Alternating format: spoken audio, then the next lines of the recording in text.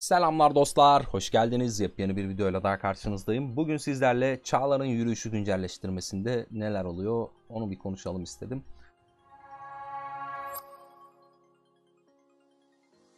Şimdi Kayıp Krallık'la ilgili değişimler var.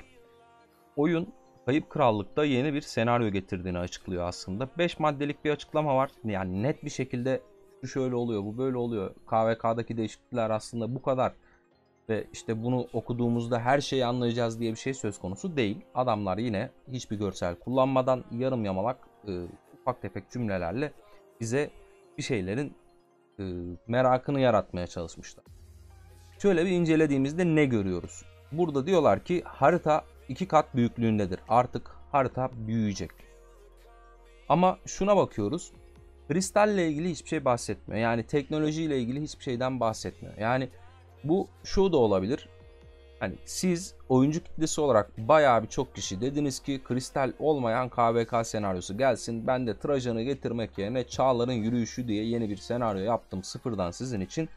Ama her verdiğim sizin isteğiniz gibi bunun içine de bir tuzak gizledim. Haritayı 2 kat büyüttüm. Daha fazla krallıkla, daha fazla mücadeleyle, hesaplarınızı daha fazla yıpratarak normal bir KVK standardından daha da zorlanacağınız, free to play olsanız da çok hani zor yaşayabileceğiniz bir KVK senaryosu getirmiş olabilirim tadında bir şey anımsatıyor bana. Ama bir şekilde kristal varsa işin içinde zaten bu free to play'in hiç girmeyeceği bir senaryoya dönüşecektir diye düşünüyorum. Çünkü yani kristal olup bir de harita büyüdüğü zaman olayın rengi zaten değişecek. Biraz da ilerleyen maddelerde şunu görüyoruz. Koordine olmak bu haritada daha da değerli. Yani mesela Ancient Pagodas diye bir muhabbet var ikinci maddede. Antik pagodalar. Valiler artık şehirlerinin istedikleri yere taşımakta özgür değiller. Ve şehir taşımak için önce kontrolleri altında bir antik pagoda etrafında temel taşı oluşturmaları gerekiyor. Yani random TP ile istediğin her yere gidemeyeceksin abi. Kapı sende olsa da bir şekilde gideceğin bölgede temel taşı inşa etmen gerekiyor. Oraya orduyla mı gidip yapıyorsun bunu, yoksa bir yeri işgal mi ediyorsun, bayrakla mı uzanıyorsun, ne oluyor ne bitiyor onu bilmiyoruz. Ama bir yere random TP ile gitmenin yasak olduğuna yönelik bir izlenim alıyorum ben. Yani hani kapıyı aldığın içeriye istediğin yere ışınlanamayacaksın artık gibi bir şey görünüyor. Çünkü istediğin yere ışınlanamamak yani zaten normal ışınlanma kağıdıyla yapabildiğin bir şey değildi istediğin yere ışınlanma. Randomla yapabiliyordun. Hani bunun önüne geçecek bir şey yapmışlardır diye düşünüyorum buradan. Temel taşı oluşturmanın nasıl gerçekleşeceğini ya daha fazla görselle ya da daha fazla metinsel olarak açıkladıklarında anlayabileceğiz diye düşünüyorum. Üçüncü maddede ileri kamplar diye bir mevzu var. Hani stratejik olarak kampını diyor yanlış bir yere atarsan diyor rakibin senden daha öne geçerse hani seni haritada savaşırken zorlayacak. Bunun güç mücadelesinden ziyade hani konumsal olarak elde ettiği stratejik farktan bir şekilde beslenebileceği anlamına geliyor. Bunu da dördüncü maddede aslında birazcık açıklıyor gibi oluyorlar. Şimdi burada diyor ki adamlar tedarik yarıçapı. Şimdi tedarik yarıçapı ne olabilir? Bir düşünelim. Mesela Osiris maçında o çember şeklinde bir alana ışınlanabiliyorduk ya biz. Onun gibi bir alan yaratacaklar haritada ve biz o alanın içerisine ışınlandığımızda bir şekilde birliklerimiz bu alanda savaşırken ekstradan işte hasar verme ve benzeri durumlara girecekler.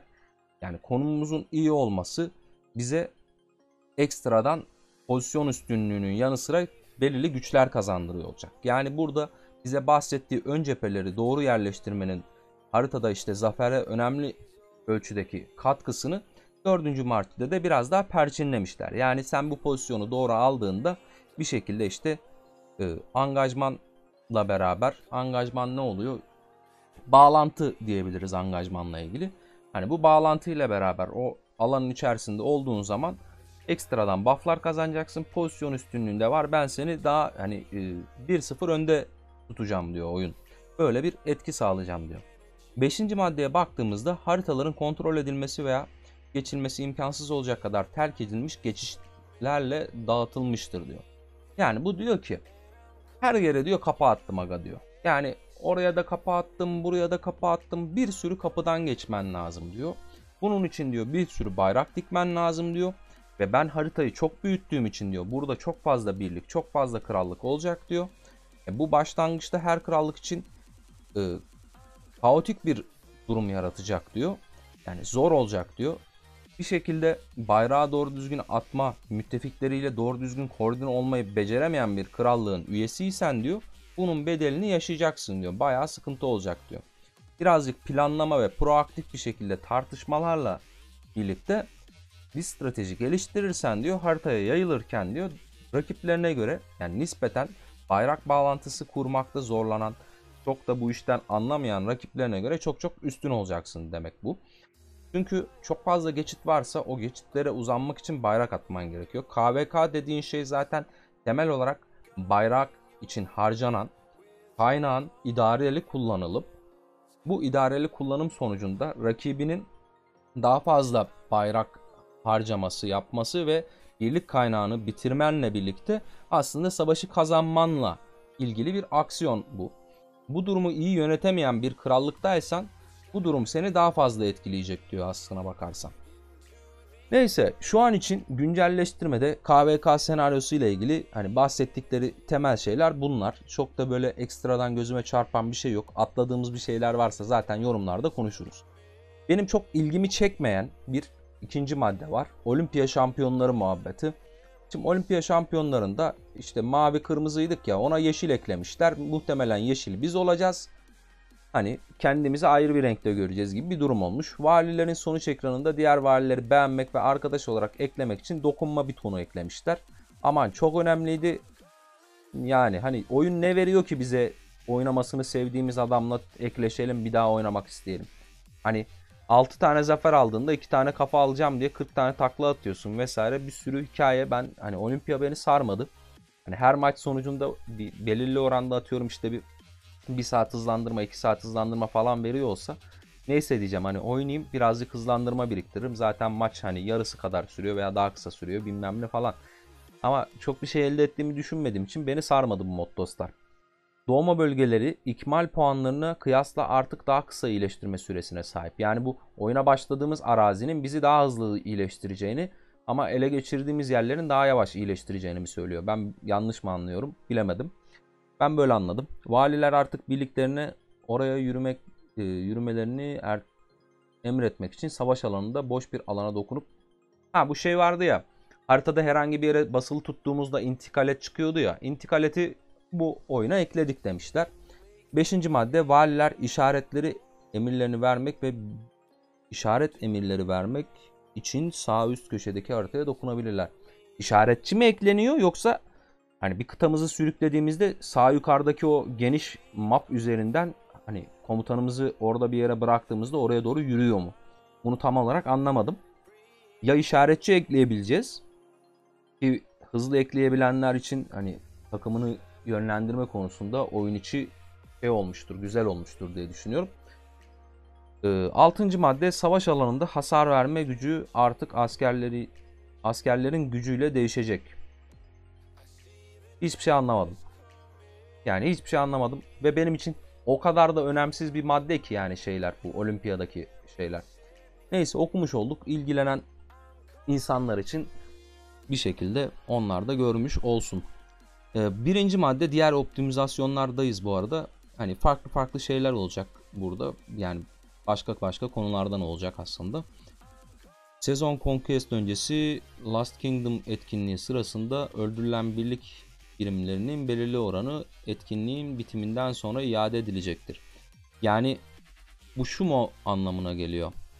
Fetih sezonu dışında başka KVK'larda da mı asker iadesi olacak? Yani fetih sezonu kastediyorsanız zaten bunu veriyordunuz. Yani bu böyle değildir. Başka KVK'larda da asker iadesi geliyor galiba. İttifak etkinliklerinin üyelerinin savaş bilgileri vesaire kontrol etmeyi çok kolaylaştırmak için yeni bir ittifak günlüğü özelliği ekledik. Bak bu güzel olur. Yani savaşta senin ne kadar kill aldığın, ölü verdiğin vesaire falan bu lider kadrosu tarafından takip edilecek bir aksiyon yaratıyorsa ya da herkese açık bir aksiyon yaratıyorsa, yani ittifak günlüğü diye bir şey olacak ve oraya tıklayacağız. KVK'da o gün işte sen 5 milyon kill yapmışsın, şu kadar asker öldürmüşsün, şundan bundan, öbürü şunu yapmış bunu yapmış, bu istatistikleri inceleme imkanı sunacaklarsa tatlı olur, bayağı tatlı olur hem de. VIP 18 yeni buffları ile VIP özel paketleriyle birlikte resmi olarak yayınlanacak. Yayınlandı diyor da daha yayınlanmadı, yani yayınlanacak. VIP 18 oyuna geldiğinde neler değişir? Şimdi veriyor olduğu bufflara göre çok değişiklik gösterecek. Yani tutup da bu tüm hasar %5 verirken VIP 17'de bunu VIP 18 olduğunda %10'a çıkartıyoruz gibi bir şeyler yaparlarsa işin rengi çok değişmeye başlar. Çünkü birçok büyük hesap direkt VIP 18'e geçebilecek konumdalar ve zaten hani free to play'lerle arasındaki şey büyüyor. Hani bu bize yaramaz. Yani bizim oyuncu kitlemiz bundan olumsuz etkilenir. Bu birazcık tatsız olmuş bence. Ha, bufflar çok abartı olmazsa, yani atıyorum toplama hızıyla ilgili vesaireyle ilgili böyle hani bufflar eklerler ve yüksek bufflar eklerler. O çok bizi bağlamaz çünkü balina çok zaten farm yapsa ne yapmasa ne, yani en fazla kaynak satmaya çalışan insanlar etkilenir bundan. Onun dışında hani bu tarz pasif bufflar sağlayacaklarsa okey. Ama gidip de işte %10 kıta genişletme buff'ı verecek falan gibi şeyler olursa çok saçma sonuçları olur bunun, tatsız olur bence. Dördüncü madde, Osiris Büyük Finallerinin formatını değiştirdik. 4 takım Osiris Büyük Finalinde tek bir maçla karar verilen, yarı finalde de zafer ve finallerde en iyi 3 kişinin zaferle girecek. Yani 3 tane MVP mi seçeceksin kişi derken? Yani bilemedim. Zaten 4 takım değil miydi abi? En son geçen sene Vietnamlı takımla şeyi yaptılar, yani birbirine. OV'yi birbirine kırdırdılar. O şekilde ilerledi o süreç. İlk finali şey yapmışlardı. Çok daha fazla takım almışlardı ama bu finalde 4 takım olacak diyorlar. Neyse, bizim hayatımızda çok bir şey değişmedi. Bu tür krallıklar içinde daha iyi bir oyuncu deneyimi ve ekosistem geliştirmeye yardımcı olmak için valilerin acemi ışınlanmayı kullanarak yeni krallıklara girme yeteneklerine sayısal sınırlar koyduk. Zaten 2 tane kazanmıyor muydu insanlar? Sayısal sınır ne oldu? 1'e mi düşürdünüz? Ne yaptınız? Harold Sigurdsson'un Stamford Bridge becerisinin açıklamaya uyacak bir şekilde düzenledik. Savaştaki gücü değişmedi derken şunu diyor. Bu oyunda nasıl çalışıyorsa tam olarak onun ifadesini düzenledik. Tam net bir şekilde anlayacaksınız. Kafanızda soru işareti kalmayacak diyor.